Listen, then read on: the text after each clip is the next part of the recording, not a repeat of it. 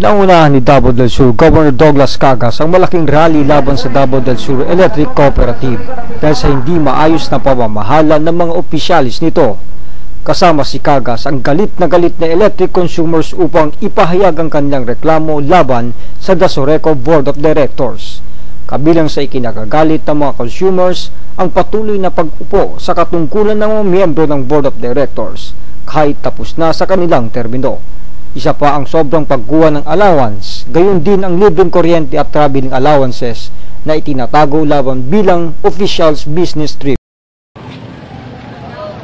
DRO ibasura na, Roberto Mandardo injunction overstaying na, Judge paunaw ka, papriso ko Judge, nagpaabot ako, kita.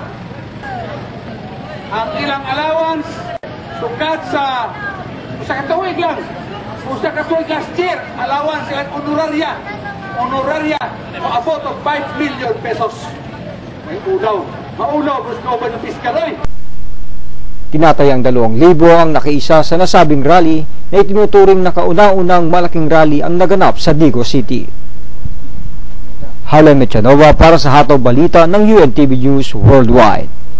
Harlan Mechanova para sa UNTV News Worldwide at ito ang balita.